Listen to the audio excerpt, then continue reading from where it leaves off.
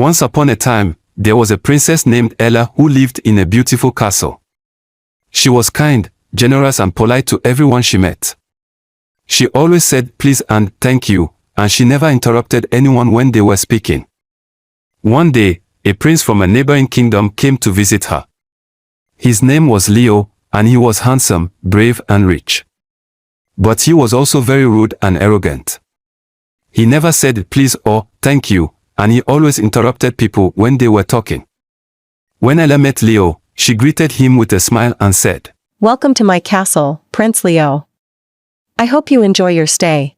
Leo snorted and said, "Of course I will enjoy it. I always enjoy everything, and you don't have to call me Prince Leo. Just Leo is fine, or better yet, Your Highness."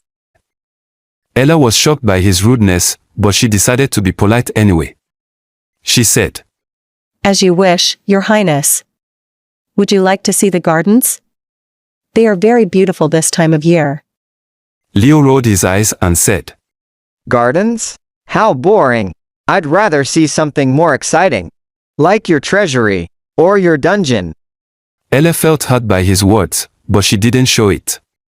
She said, "I'm sorry, Your Highness, but those areas are off limits to visitors.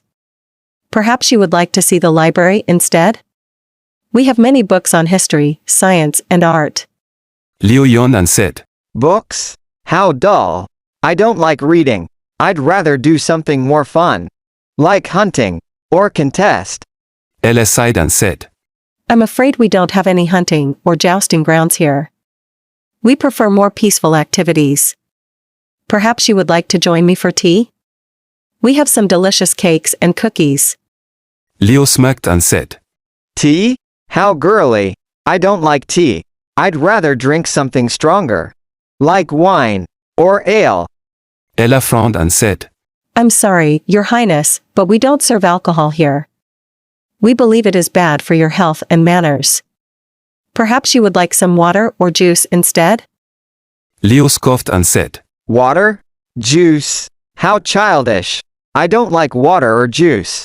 I'd rather drink something more exotic.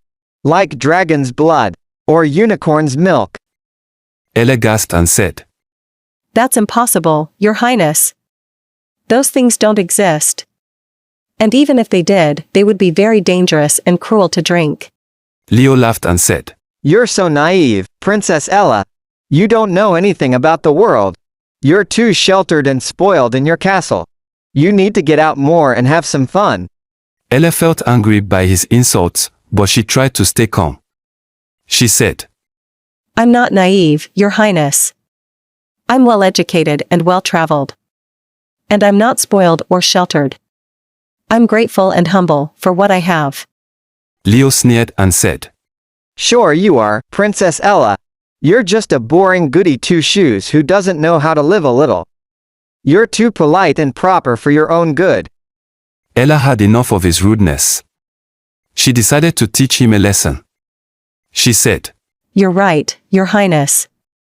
I am too polite and proper for my own good. And you're too rude and impolite for yours." She snapped her fingers and suddenly Leo turned into a frog. He croaked in surprise and said, "What did you do to me?" Ella smiled and said, "I used a magic spell that my fairy godmother taught me. It turns rude people into frogs until they learn to be polite." Leo panicked and said, "How do I turn back?" Ella shrugged and said, "You have to say please and thank you to everyone you meet for a whole day." Leo groaned and said, "That's impossible. I can't do that. It's too hard." Ella shook her head and said, "It's not hard at all. It's very easy if you try. And it's the only way to break the spell." She picked him up gently and put him in a basket. She said, "Come on, Your Highness. Let's go for a walk around the castle. Maybe you'll meet some nice people who will help you." She carried him out of the room. As they walked along the corridors, they met many people who greeted them kindly. They met the cook who offered them some soup. They met the gardener who gave them some flowers. They met the librarian who lent them some books. They met the maid who cleaned their room. They met the knight who protected them from danger. They met the jester who made them laugh. They met the king and queen who welcomed them warmly. And they met many more. But Leo didn't say a please or thank you to any of them. He was too proud and stubborn to admit his mistake. He thought he was better than everyone else. He thought he didn't need anyone's help. He thought he could do everything by himself. He was wrong. At the end of the day, he was still a frog. And he was very unhappy. Ella looked at him sadly and said, I'm sorry, Your Highness. But you didn't learn your lesson. You didn't say please or thank you to anyone. You didn't show any gratitude or respect. You didn't change your attitude or behavior. You're still rude and impolite.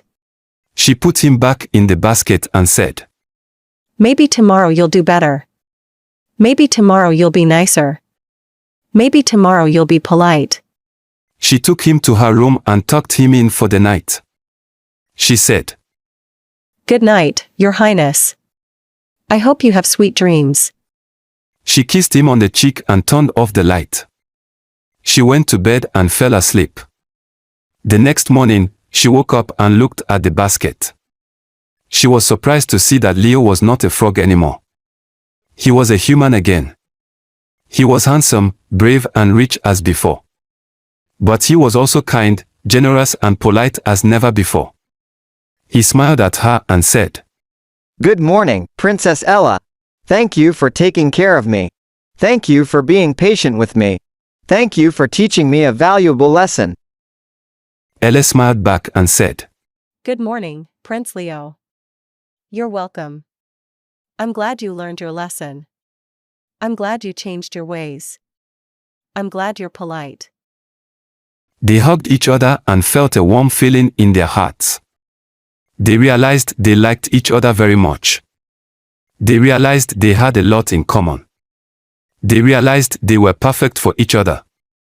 They decided to get married and live happily ever after. And they did.